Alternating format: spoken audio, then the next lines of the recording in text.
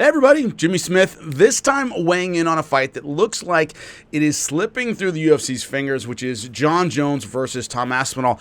I don't think through any fault of the UFC, necessarily. I think the blame has to rest almost exclusively on Jon Jones at this point. Let's start with him and the reasons why, right? If you've been following this story, it's Jon Jones has basically intimated that I might come back, I'm really enjoying life right now, I don't need to. Kind of keeping the fans and Tom Aspinall in the UFC kind of hanging, all but saying he's retired, but not announcing that he's retired. And of course, Tom Aspinall saying, I believe it was on Demetrius Johnson's podcast, that he's kind of moving past the Jon Jones fight. He has to fight at some point. He's kind of mentally moving past it. And then Jon Jones saying, you'll do what you're told. Ooh, tough, very Conor McGregor kind of move. So this is the back and forth that's going on right now, where Jon Jones seems somewhat disinterested and more interested in living his life than coming back to the octagon to face Tom Aspinall. And Tom Aspinall sitting on the shelf for a year at this point. So let's start with Jon Jones and his motivations and what's going on. The guy's in a position fighters dream of being in. Period. No other way to say it. He has all the money, doesn't need it anymore. He has all the legacy, doesn't need any more of it. He is most people's pound-for-pound number one. He's my number one pound-for-pound fighter of all time. It's Jon Jones. That's it. Would beating Tom Aspinall, I guess, erase any doubt? Sure, you could argue that, but does he need it? No. Muhammad Ali was told one time, mountains don't grow any higher. About a comeback.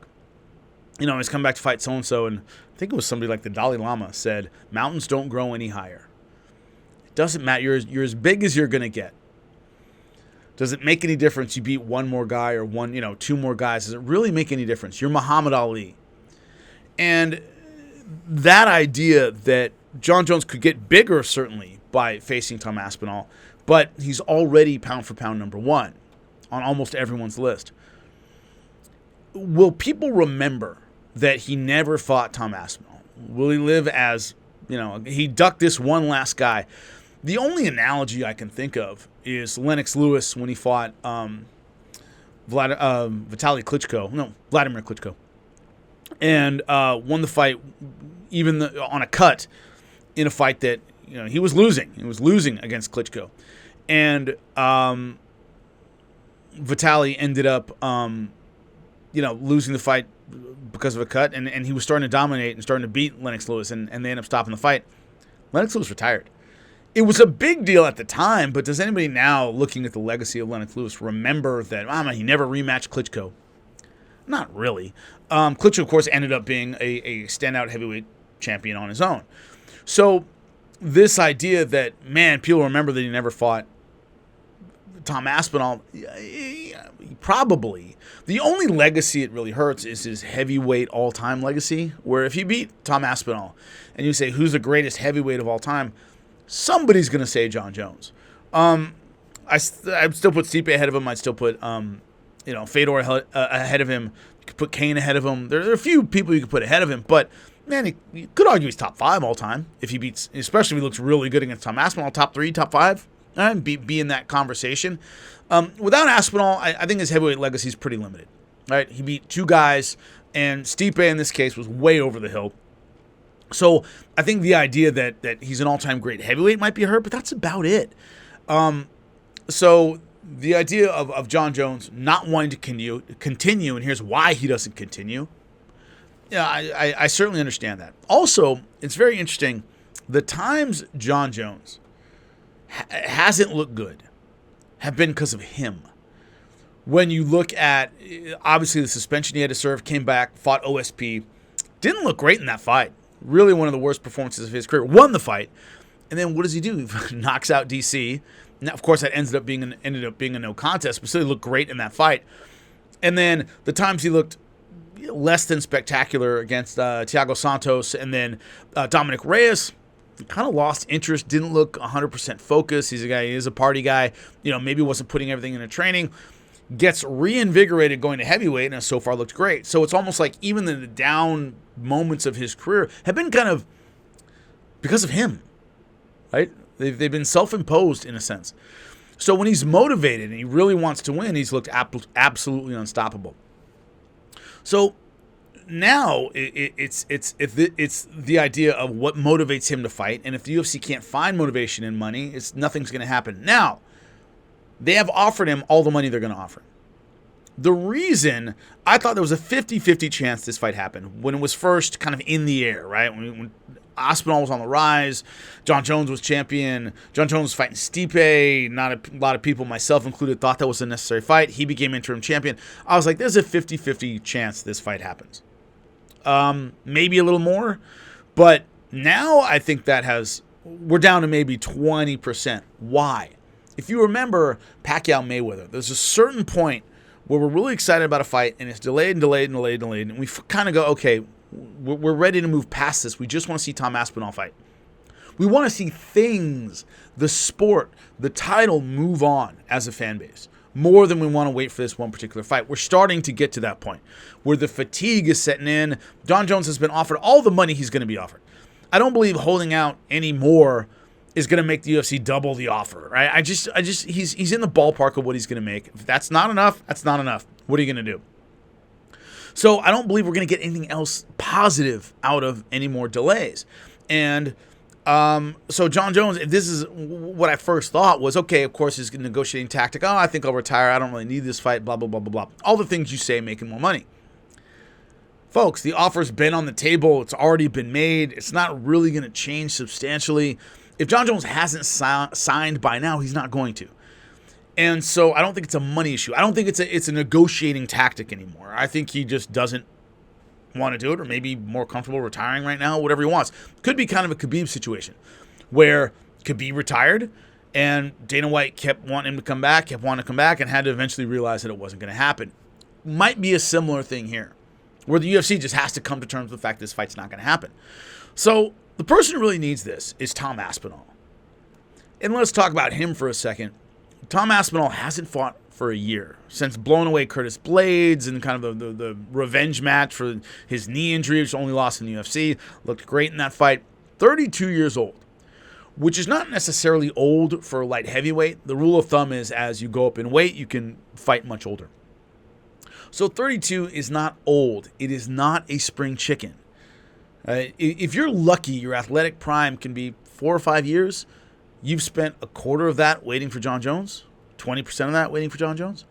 So the idea that Tom Aspinall hasn't made his legacy yet. I, right now, sitting here, would favor Tom Aspinall in a match with Jon Jones. If this got announced tomorrow, I would be betting on Tom Aspinall. I think he's the best heavyweight in the world. You can think I'm crazy, but I really think he's fantastic. But his legacy isn't established. He's beaten a lot of great guys. People think he's really good. He hasn't become full UFC champion yet. So Jon Jones can afford to hem and haw and wait and do whatever he wants to. His legacy is secured. His money is made. Tom Aspinall is getting paid while waiting. Right? The people who, how can you afford to wait? They have to offer you fights every so many months, depending on what's in your contract. 2 or 3 times a year, they have to offer you a fight. If they don't, they have to pay you your show money. Right? So Tom Aspinall, in not fighting, is missing out on his win money. He's missing out on other stuff, but he's still getting his show money every X number of months that they don't offer him a fight. And I get the feeling they're not offering him a fight because they're trying to make this Jon Jones thing work. It's not Tom Aspinall's going, I don't want to fight anybody but Jon Jones. I don't think he's saying that. I think it's the UFC trying to put it together, and a lot of times it's worth, when you're waiting around for a big fight like this, paying a guy to sit on the shelf for a minute. But Tom Aspinall still needs to build his legacy and become this era's greatest heavyweight. That's what he needs to do.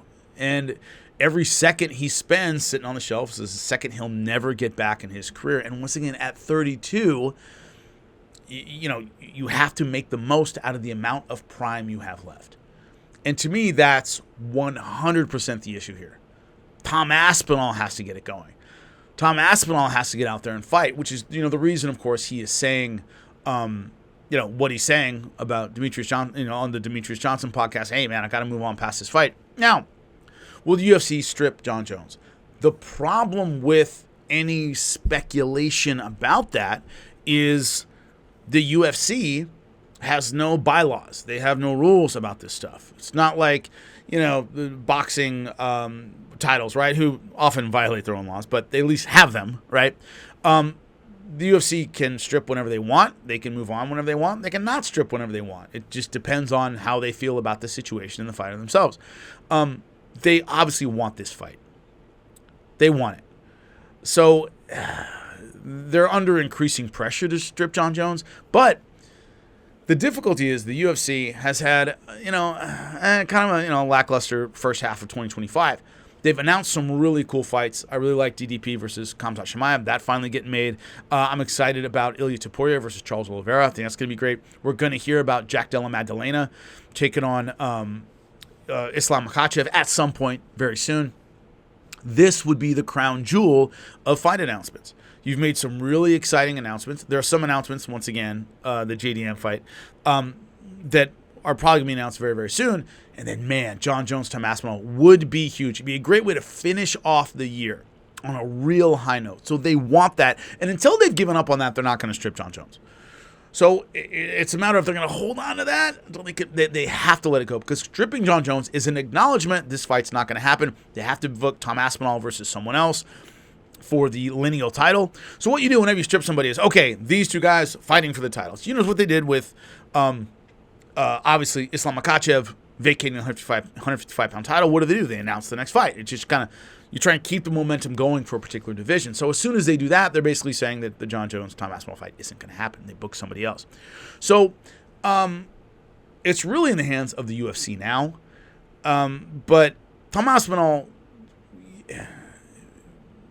I think, is making the right decision and moving on from Jon Jones. This will be, at the end of the day, when we're talking about in 5 years, if this fight doesn't happen, which right now I'd say there may be a 10, 20% chance of this happening, maybe, it'll be one of the greatest fights to never happen in UFC history. Two guys in the same division, both have a claim to number one, champion versus interim champion. It's a no-brainer all the way through, and it's not happening. So at the end of the day, when it's all said and done, this will be one of the greatest misses in UFC history. Very disappointing for the fans, but it is what it is. Let me know what you think in the comments section. I'll be talking to you soon.